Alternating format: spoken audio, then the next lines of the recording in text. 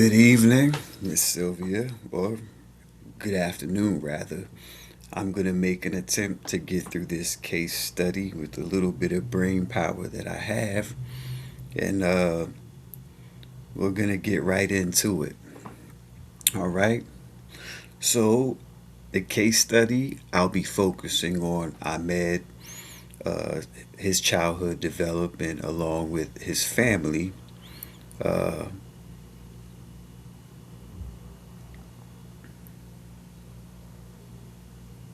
I'll mention some things as we analyze strengths, some concerns and risk protective factors and strategies on how we can make sure that he continues to have the proper development at a reasonable pace for his age. So, without further ado, let's get right into it.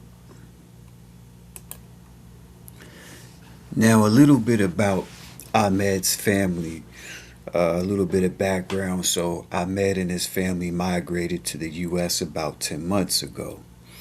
Uh, Ahmed's father is in his life. Uh, Upon coming to the U.S., his father took on a job that requires him being away on weekends, so he's not home or present throughout the week. Um Ahmed's mother, whose name is Suha, is the primary caregiver, and she's pretty much the facilitator of their education and the process of getting them enrolled and getting them established in their school and that type of thing. And they're fortunate to have had family support coming over to the U.S. Their names suggest that they are of a Middle Eastern location, and my fair assumption is that they are of an Islamic culture. Uh, I believe that they are Muslim.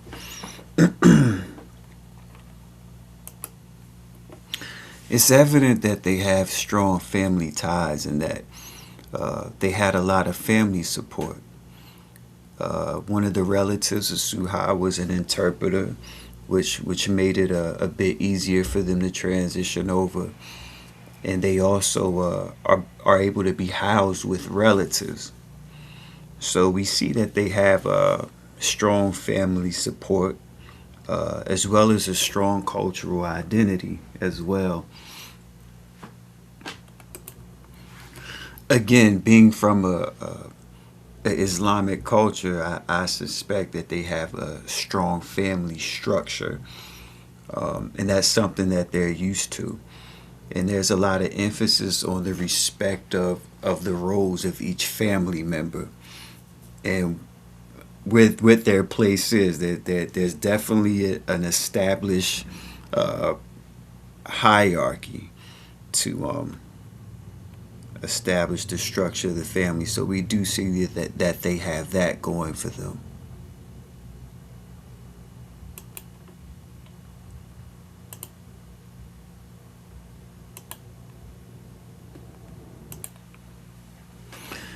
Strengths of the family unit. Now, one thing I want to point out is that even though Ahmed's father is away during most of the week and he works out of the city on weekends, he does have a presence throughout the week. So there is a strong parental involvement. Suha is very involved in her child's education, seeing that she's going to conferences and she's trying to establish relationships with the educators. Um, there's clear structure and expectations. A lot of that, I believe, is based in their culture. Again, they're Middle Eastern and they have a more structured family system. That's how they are versus our family structure that's in the West. They have a strong cultural identity and they're very rooted in their traditions, which is a good thing. Which is a good thing. It may make it a little harder to assimilate to American culture, but that I think that works out in time. In time, and it's definitely going to take time for them to assimilate to American culture. It's obvious that they have an emotional connection within family, being that they have that type of support. Suha and Ahmed and his family came 10 months ago from overseas, and immediately at arriving, they immediately had family support to help them transition through the process of their immigration, of their migration, rather.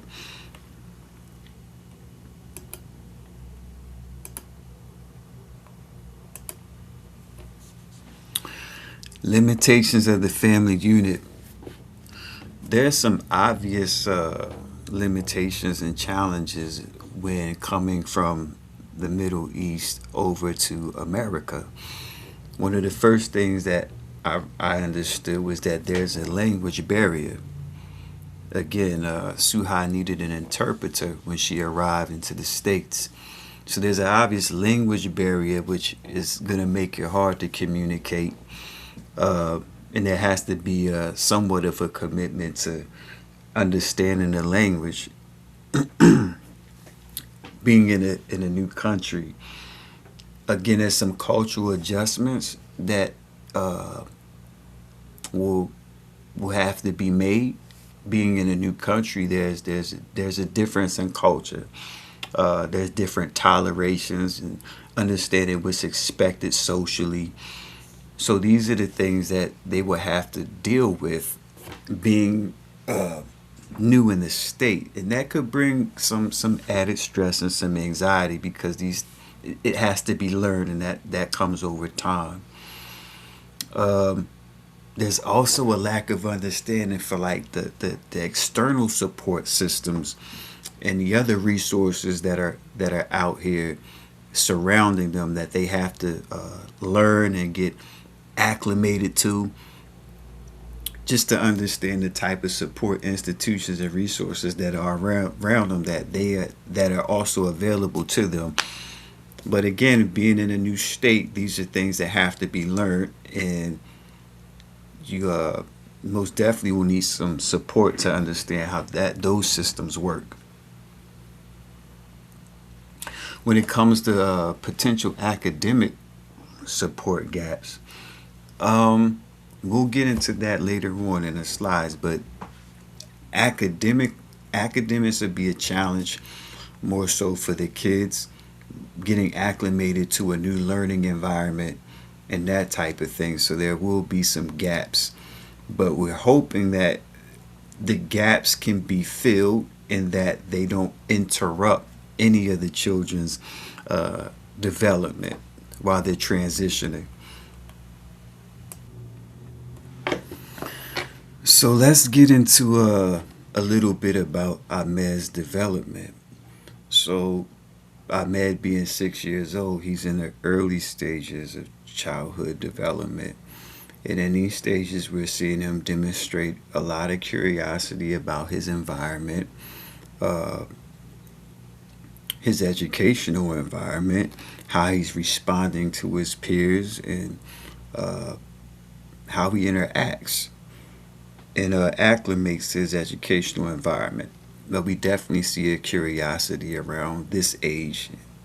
We're looking at his attachment to his family and their structure and how those things play a role in his development.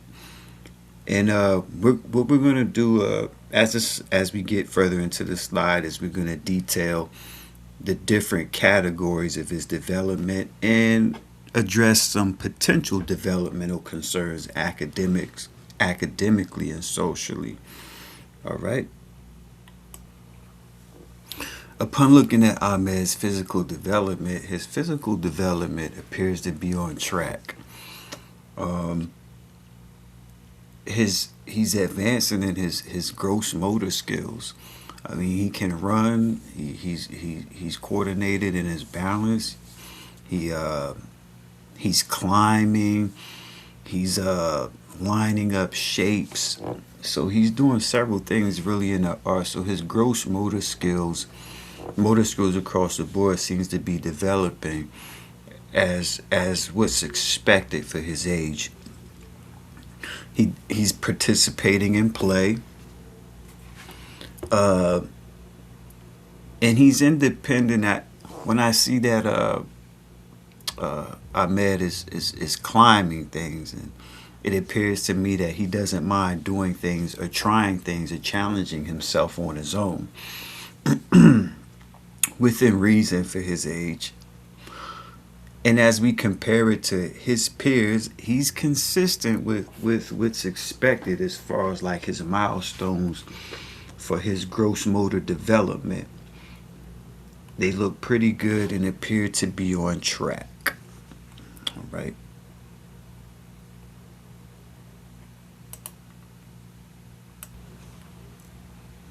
When it comes to Ahmed's cognitive development, um, Ahmed is very capable of solving basic problems, which we expect at this stage of development for his age and following instructions. When I see that Ahmed can do artwork, which takes some following instructions and a little bit of attention to detail, and when I see that he can make shapes and connect them with lines, it lets me know that he's able to follow instructions and he's developing academic skills. Being that he can actually communicate in simple English. So this lets me know that his cognitive development is right on pace, as Piaget would suggest. Ahmed would likely be in a concrete operational stage in his school age. Now, compared to his peers, he may struggle a bit in abstract thinking. Um, we don't expect that too much at his age, a whole lot of abstract thinking, but nonetheless, able to think and have some sort of cognitive reasoning. Um, he may have possible academic delays, but I expect those to show up more as his education progresses and as it advances more for him. All right.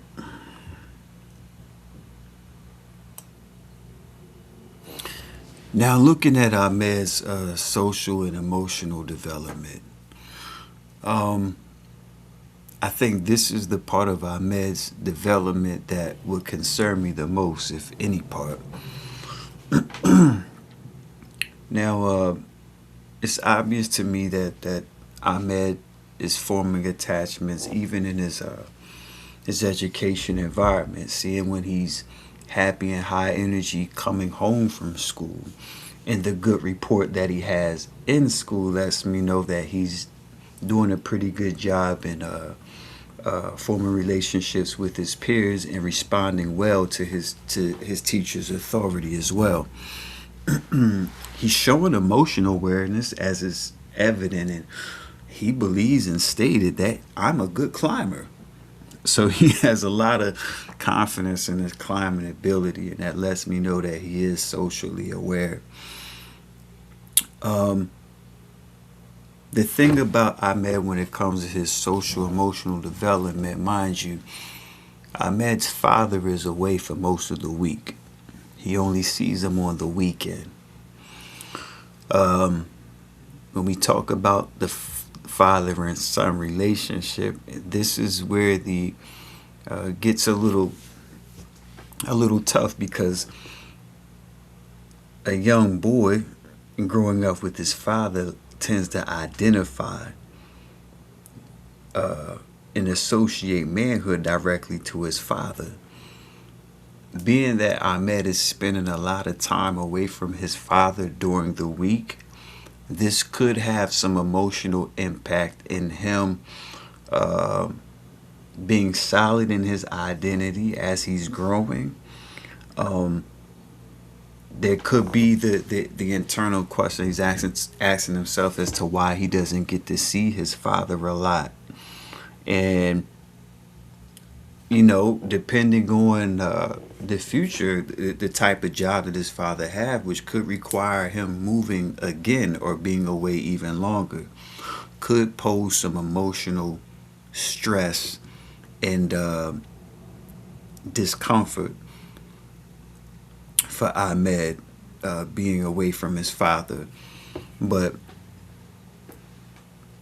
I'm gonna make the assumption that when he does see his father is doing a good job in reinforcing the strength of their relationship, that he still loves his son, he's still there for him. But that could pose an issue in not seeing him as much as uh, his peers may be seeing their parents. That could be an issue too. The more he understands that.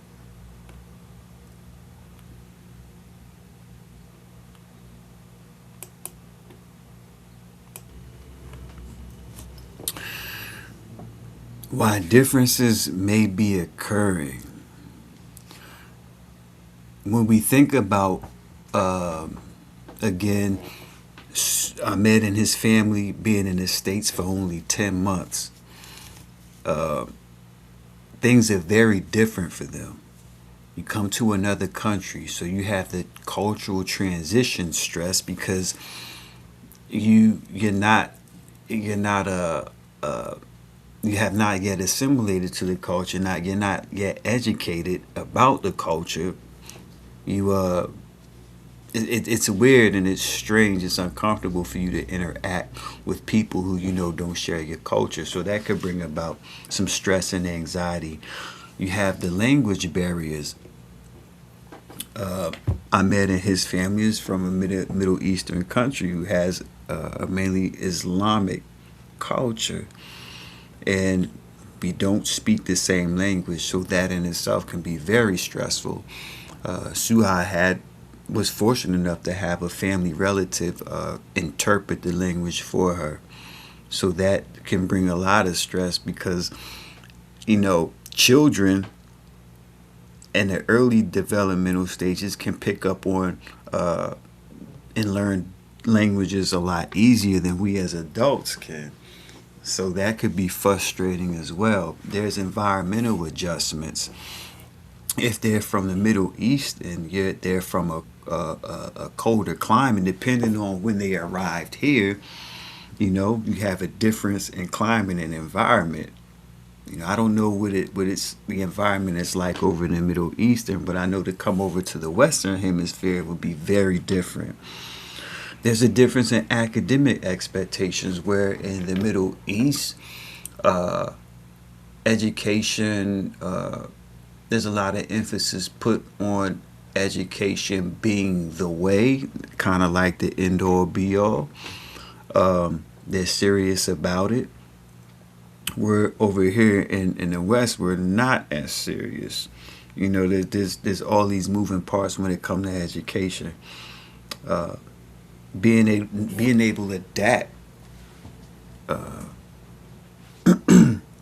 to a different family process. These are things that are tough. Um, Suha, when they got here, they were able to stay with relatives, but in a predominantly white neighborhood. That can be uncomfortable because you probably have, they're from the Middle East, so they're probably getting looks like, what are these people doing here? Where are they from? That all that could be very stressful.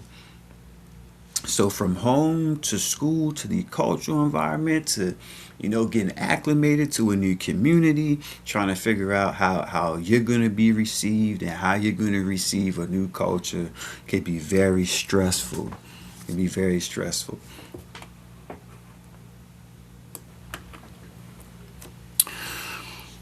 Now, my two developmental concerns with Ahmed are potential but not immediate. Um, the potential for academic performance gaps. Um, I believe both of these concerns could be directly tied to the stress of not having his father around, um, not being able to bond and to have his father validate him and assure him and uh, build his security from the father son standpoint. I believe these two concerns would emanate from that. there be academic performance gaps or interruptions based on the stress and anxiety of thinking about his father not being around, which can lead to long term, impact on his educational success. But I don't see these things being a concern immediately. Maybe later on, if the family situation, as far as his father being around, doesn't improve. The social integration difficulties, well, I believe that Ahmed, as of right now, he's doing a pretty good job of integrating in his educational environment. Now, outside of that, where it's not as controlled, could be different. Um, the reason why I think social integration difficulties could be hard on him, because those are the things that tied that are directly related to his self esteem. They can influence his self concept and his self esteem, and depending on which stage of his development he's at, where he's at, depending on where he's at in his stages of development, those that one right there can really impact him or interrupt his stages, whatever stage of development that he's in. But again, overall, I don't see these being immediate concerns. I see them being potential. Because we want to support Ahmed um, through his transition in his education. We want to be supportive in that. So there's two things that I wanted to address with Ahmed that could be strategies for making sure that he sustains a good pace in his educational development as well as his own development. And targeting his academic support, and what I would do and like to maintain with Ahmed is academic scaffolding, working with them in small groups, short instruction activities. Um, that would, I think, help him acclimate better and more comfortably in small groups in learning the language as well, and not feeling so much pressure to have to learn quickly. I like to give him more visual supports as it relates to him understanding the language. Um, at this age he's at, they understand picture language a little bit better when it's paired with verbal language. And give special focus to him uh, developing the language, giving him support on developing the language in English. Social skills, his development. Uh,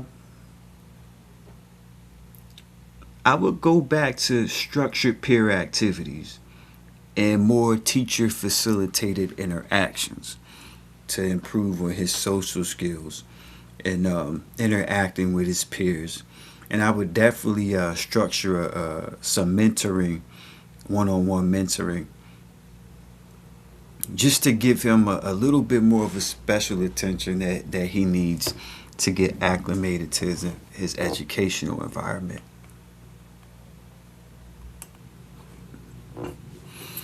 Risk and protective factors. I think the biggest risk factors for Ahmed and his family uh, is the cultural language adjustment, as well as the what could be limited academic resources within the school or the district that he's in. The reason why I think cultural and language could be some of the biggest risk factors, I think, because they're going to be the two hardest things to overcome. They're going to be the hardest things to do. adjust to another culture, and learn another language. So I think those two are going to be the two biggest risk factors. When we get to limited academic resources, is just making sure that wherever he's receiving his education, that they have programs that can be conducive and relative to what his situation is, as far as him being here only for 10 months from the Middle East. It's different culture. So making sure we have some programs set up for him, even if we have to customize them, just to make sure that he has the resources that he needs to get the outcomes that we're expecting from him. Even though there are some risk factors here, the one thing Ahmed and his family does have going for them, a few things rather, is that they have a strong family bond. It's obvious that there's strong family support in them arriving here. Relatives bringing them into their home, allowing them to stay, and making sure that Suha had an interpreter. And that being a part of their culture, just having a strong family bond.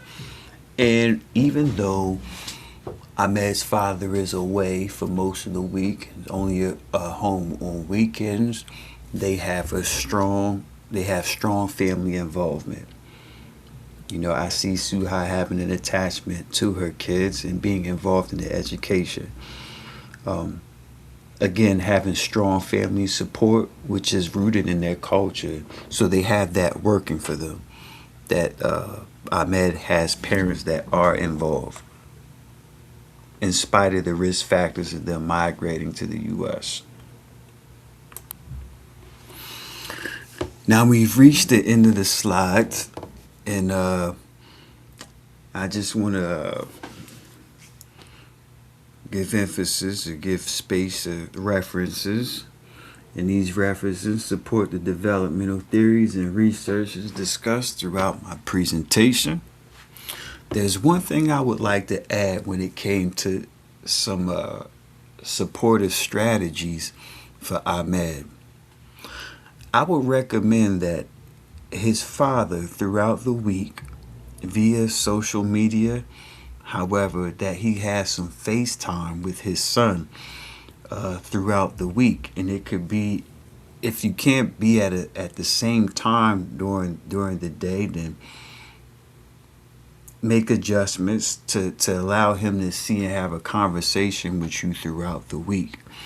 And that could that can provide remedy for some of that stress and anxiety of you not being around, and affirming him, getting those affirmations from his father, which is just a suggestion. And that will be the end. I enjoyed the class, Miss Sylvia, and I look forward to the spring and the summer.